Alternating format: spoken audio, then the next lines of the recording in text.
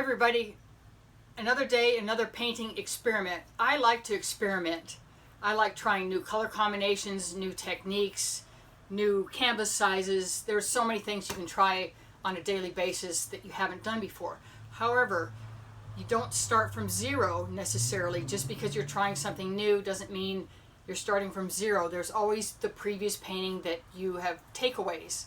So what I want to talk about today is, this is the painting that is my inspiration for today's painting. I did this the other day. There's a video about it. It's my ocean pour, and I used blues. I was attempting a sunrise here, and my takeaway that I want to kind of repeat today is, what I did was I did a dirty pour down the center, and then I took the same individual colors and poured lines. So the dirty pour was in the middle, individual colors were in lines, and then I did a sunrise. So I'm going to do this again today, only I'm using earth tones. And I'm also going to adjust the colors in this sunrise. I wasn't totally satisfied with this, so I've made some adjustments.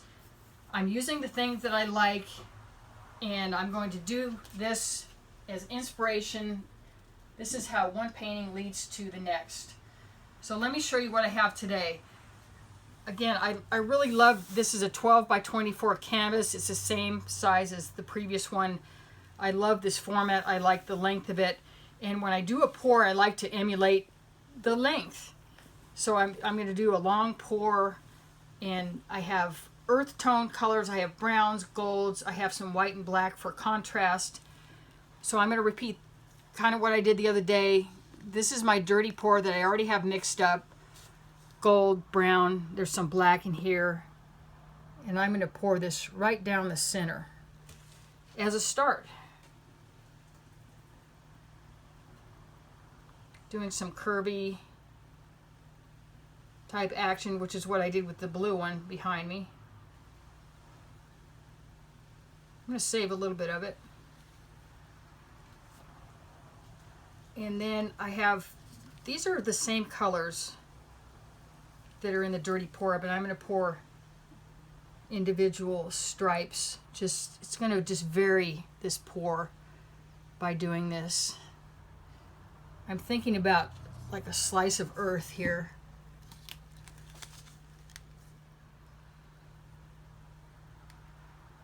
Just long stripes, and then I'll tilt a little bit when I get some more coverage.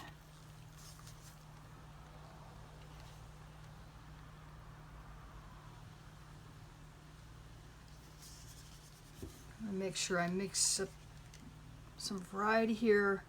I'm going to save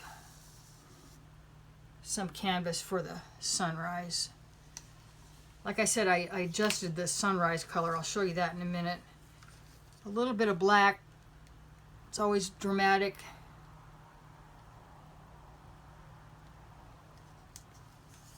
Let me see, what do I have left? Some gold.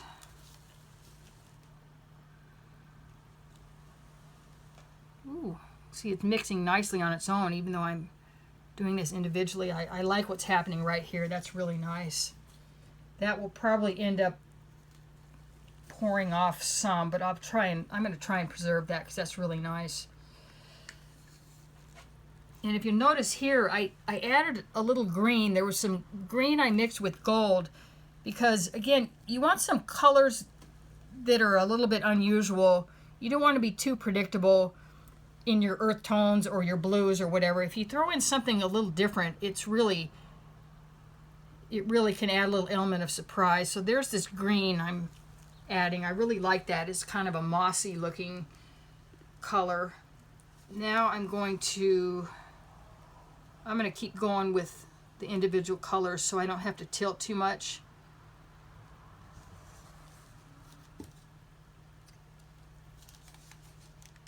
Because I like what's happening here, and the more you tilt, the more you start to lose your shapes.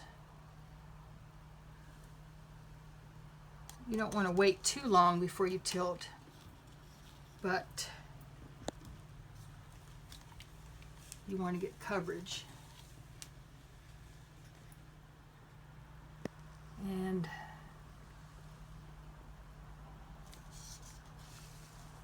see. I like this so much. I'm going to see if I can repeat this just a little bit. I'm going to try and cover this edge. I'm using this sort of reddish. The gold was very reactive there, so here comes some more gold.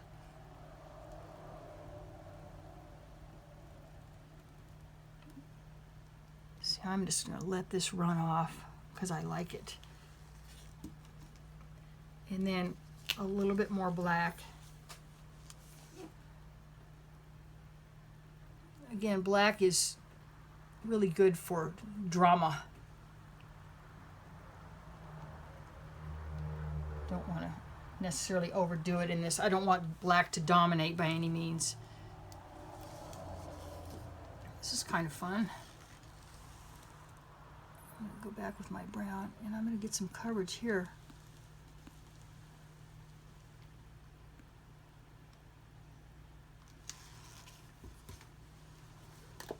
Just going to tilt slightly.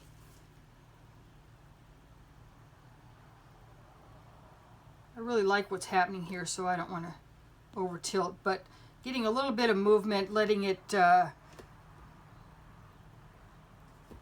get more curvy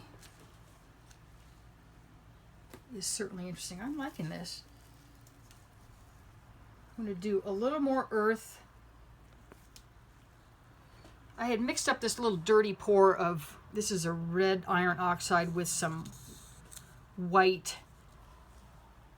I'm going to do a little bit of that before I pour the sunrise.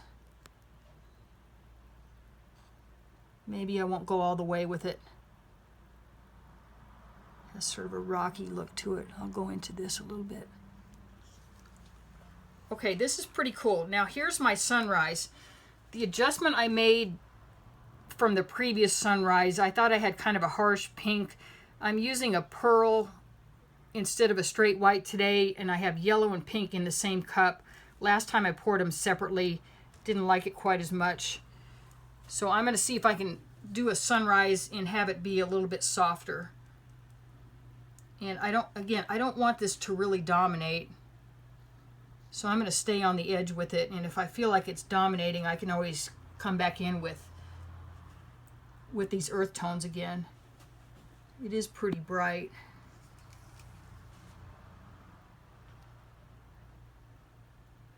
This kind of has a Native American look. Okay, so I'm going to fill in this gap here. You know, swiping is an option, but I don't see anything I want to swipe here.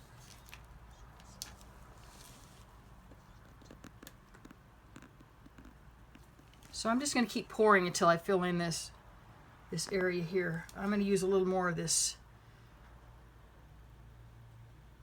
red and iron oxide.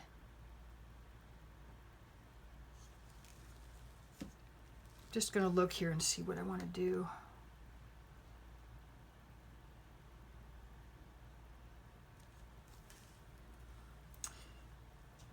All right, I have an idea. Bear with me. I'm going to fill this in.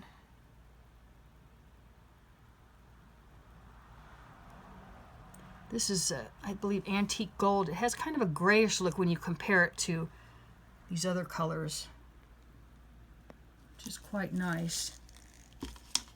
And then I still have some dirty pour left, which I almost forgot about. I'm going to fill this in because, again, I don't feel the need to tilt. I like these lines that are being created. Now here's what I'm going to do. I'm going to try and soften this sunrise here just a little bit because it looks a little harsh to me compared to these earth tones. So I'm going to swipe and see if I can blend this slightly. I'm going to go this direction.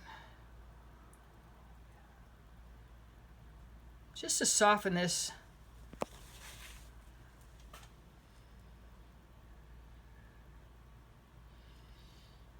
Yeah, I think this is going to be better because this, again, this is still pretty bright. But I don't know, it looks like a sunrise over Arizona or something to me. That's pretty cool.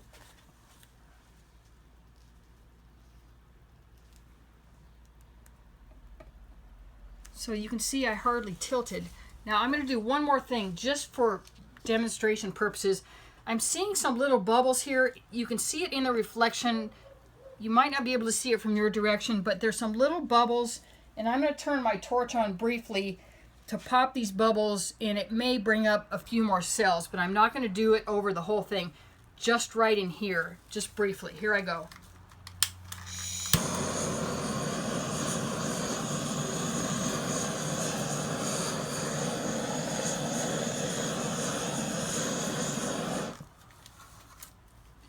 You don't see a lot, but from my direction I could see that I did pop some bubbles. A lot of these bubbles will pop themselves, but the torch always helps.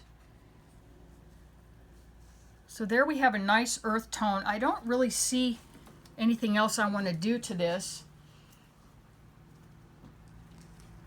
And again, here we are. I really like this a lot. I just, these earth tones, you know, we have a tendency to want a bright blue, pink. But again, here's the inspiration. I adjusted this. This is still pretty bright, but it's definitely different than what this was. This is kind of candy looking. I don't dislike this, but it's not something I would necessarily repeat again. So there's my adjustment. I could probably even add a little more white to this to soften it. But for now, it's really good. I love these earth tones. I'll probably be doing this again. I love the way the gold mixed in with the black. Always remember, black can add some drama. Don't overdo it, but there it is as an accent. So here's the two paintings. I love these 12 by 24 canvases. I'm going to put a link to these canvases. It's a really good way to do a nice long pour. These can be horizontal, vertical. These are great size canvases. So I'm going to have a link to the video of this painting that I did and the video to the materials that I'm using. And there you go. It's a nice long pour. This is how one painting leads to the next. Thanks for watching, and I'll see you next time.